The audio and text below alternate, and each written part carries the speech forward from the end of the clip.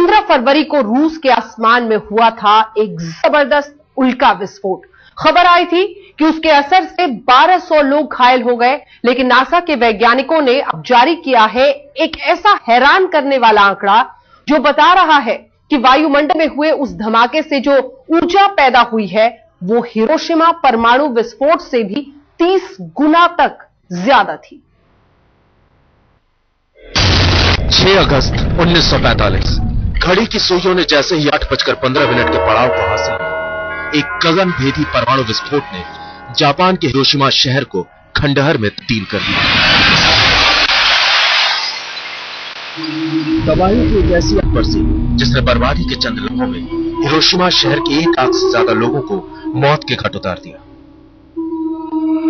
धरती पर परमाणु विस्फोट से हुई तबाही के सबसे बड़े हादसे को अब 67 साल से ज्यादा का वक्त हो चुका है, लेकिन आज की तारीख में हम जिक्र इसलिए कर रहे हैं क्योंकि 15 फरवरी को धरती के वायुमंडल में हिरोशिमा के परमाणु विस्फोट से भी 30 गुना ज्यादा ताकतवर धमाका हुआ है।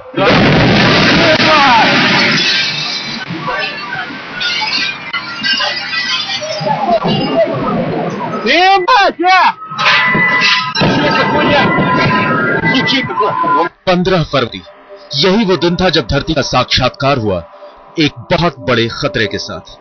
रूस के आसमान में धुएं का ये गुबार उसी खतरे का ताजा तरी सबूत है जो तब सामने आया जब रूसी आसमान के ऊपर वायुमंडल के साथ उल्का की भीषण टक्कर हुई।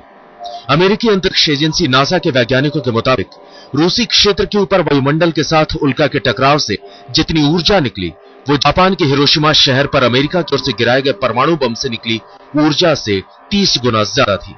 जी हां, 5 नहीं, 10 नहीं, 15 नहीं, बल्कि 30 गुना ज्यादा ताकतवर।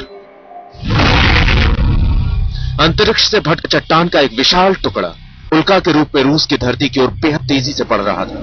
इसका आकार सुनकर आप भी हैरान रह जाएंगे। अंतरिक्ष से आए जानलेवा मेहमान की चौड़ाई 55 फीट थी, जबकि इसका वजन था 10,000 टन।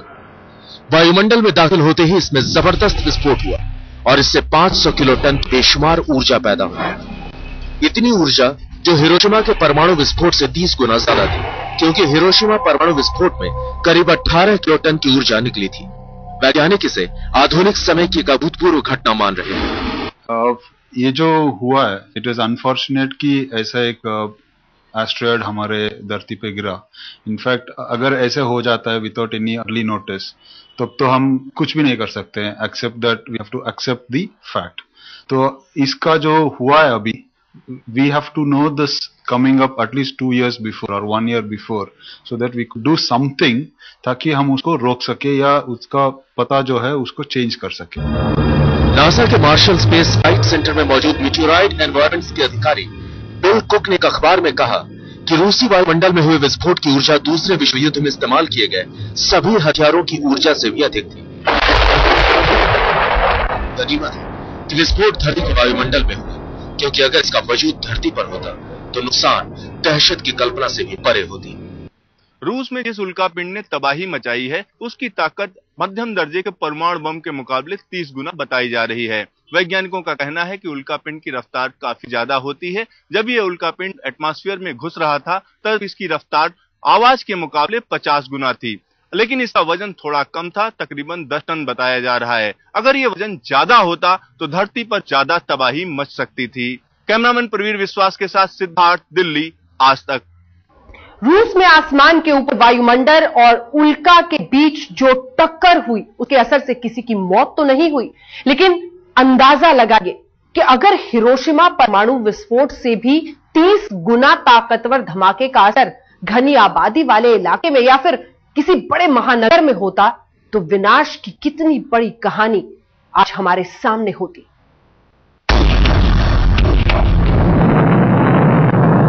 इन दो तस्वीरों को एक साथ देखिए। एक में रूसी वायुमंडल के ऊपर उल्का विस्फोट का मंजर है, तो दूसरे में हिरोशिमा परमाणु धमाके की भयावह तस्वीर। लेकिन अंतर यह है कि उल्का विस्फोट परमाणु धमाके से 30 गुना ज्यादा ताकतवर है।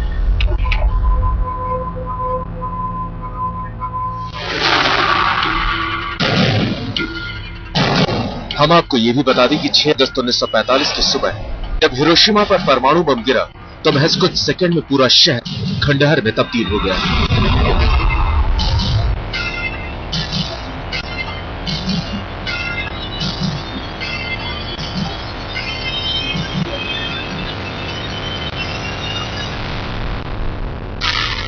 हिरोशिमा परमाणु धमाके से पैदा हुई ऊर्जा करीब 18 किलो टन की थी। लेकिन जरा सोचिए, अगर उससे भी 30 गुना ज्यादा ऊर्जा यानी 500 किलो टन के विस्फोट में कितने लोगों की जान जा सकती है, सोच के ही डर लगता है। अनुमान और आशंका के मुताबिक अगर अंतरिक्ष से भटका 55 फीट चौड़ा और 10,000 टन वजनी उल्का धरती के किसी भी आबादी वाले इलाके में गिरा तो भयंकर तबाही मच सकती। हिरोशिमा परमाणु विस्फोट 1 लाख से ज्यादा लोग मारे गए थे, लेकिन उससे 30 गुना ताकतवर विस्फोट इस लिहाज से 30 लाख लोगों की मौत का सबब बन सकता था। महानगरों और घनी आबादी वाले इलाकों में और भी ज्यादा तबाही मच सकती थी। पूरा का पूरा शहर नेस्तनाबूद हो सकता है। पर्यावरण में प्रतिकूल बदलाव आ सकते थे। परमाणु बम से भी ज्यादा प्रभावशाली धमाके से इलाके की भौगोलिक संरचना भी बिगड़ सकती थी। इसकी रेंज की बात करें तो ये बात भी उतनी सच है कि एक बहुत ही बड़ा असर अगर आके धरती में गिर सकता है या गिरेगा तो एक शहर हो सकता है, आप कह सकते हैं कि बहुत बड़ा शहर भी पूरे तरीके से नेस्तनाबूद हो सकता है। रूस वायुमंडल में हुए उल्का विस्फोट से चेल्याबिंस्क शहर में सबसे ज्यादा तबाही हुई और 1200 लोग घायल हुए। चेल्याबिंस्क शहर की आबादी करीब 12 लाख के आसपास है। लेकिन अगर हवा में टूटा उल्का सीधे शहर पर गिरता तो मुमकिन है कि 12 लाख की पूरी आबादी आज वजूद नहीं होती।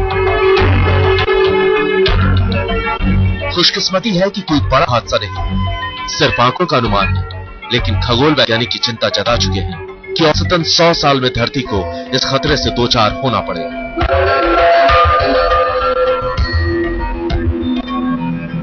दिल्ली से सिद्धार्थ के साथ आज तक ब्यूरो।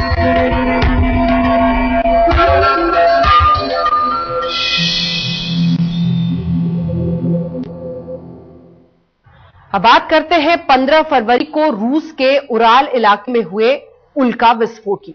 आप उसके विनाशकारी वेग का अनुमान इसी हकीकत से लगा सकते हैं कि उसकी ऊर्जा दूसरे विश्व युद्ध में इस्तेमाल किए गए सभी हथियारों की ऊर्जा से ज्यादा थी।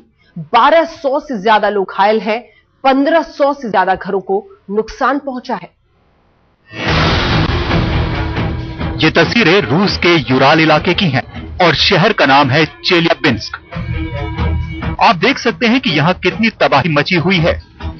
अंतरिक्ष से ऐसी आफत बरसी है कि 1200 से ज्यादा लोग घायल हो गए, 500 से ज्यादा घरों को नुकसान पहुंचा।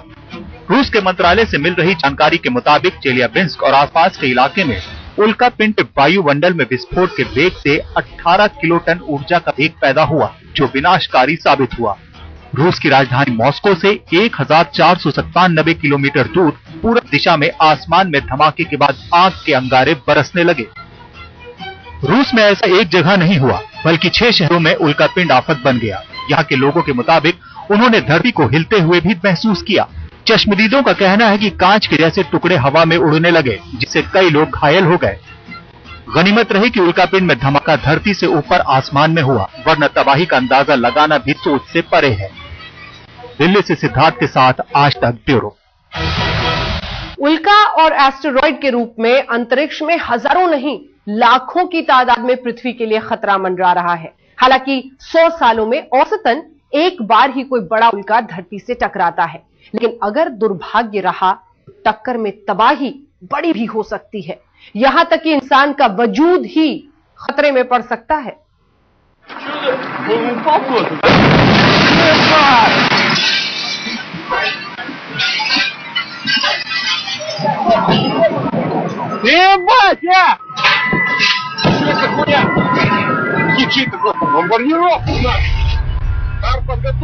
उल्कापिंड में हुए विस्फोट से पैदा हुए सोनिक बूम की वजह से रूस के उराल इलाके में 1000 से ऊपर लोग अस्पताल में इलाज करा रहे हैं और सैकड़ों मकानों को जबरदस्त नुकसान पहुंचा है। विस्फोट वायुमंडल में हुआ, लेकिन धरती पर शहर की ऊंची इमारतों के शीशे टूटकर बिखर गए। किस्मत इस मामले में ही अच्छी रही कि इस खगोलीय हादसे में किसी शख्स की मौत नहीं हुई, लेकिन भविष्य में खतरा टला नहीं है। वैज्ञानिक खगोलीय खतरे से आगाह कर रहे हैं, और इसलिए आगाह कर रहे हैं क्योंकि अंतरिक्ष से भटका कोई भी बड़ा उल्कापिंड धरती के वायुमंडल में दाखिल होकर बड़ी तबाही मचा सकता है।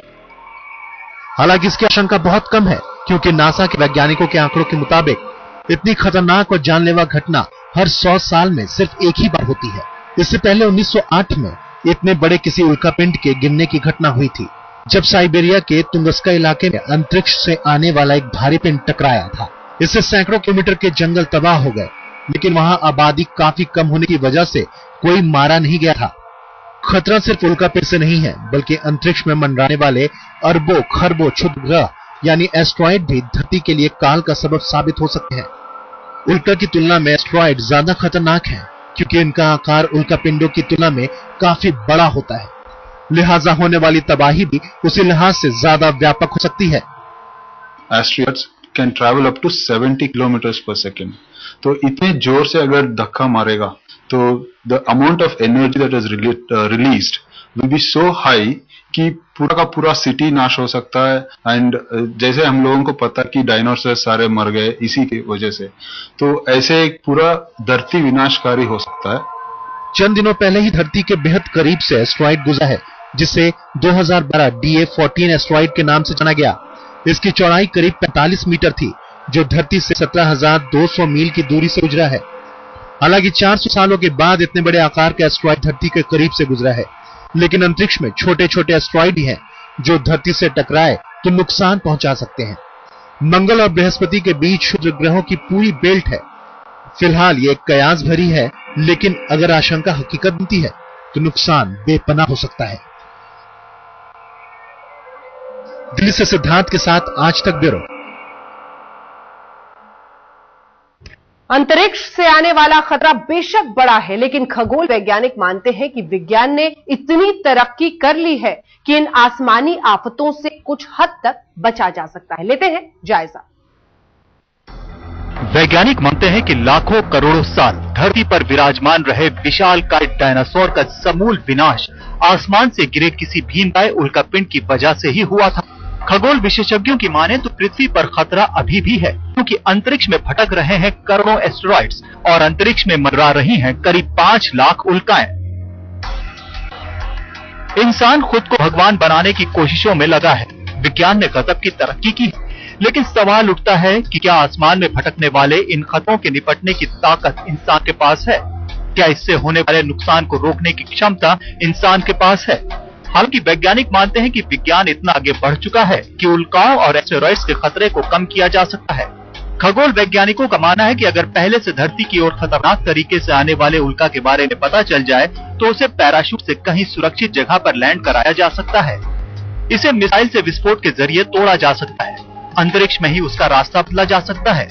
अमेरिका के पास उल्का और एस्टेरॉइड से निपटने का ये दोनों तरीके मौजूद भी हैं। बहुत सारे उपाय है अभी जो साइंटिफिक सोसाइटी को अभी पता है। एक है कि उसका डायरेक्शन चेंज कर सकते हैं।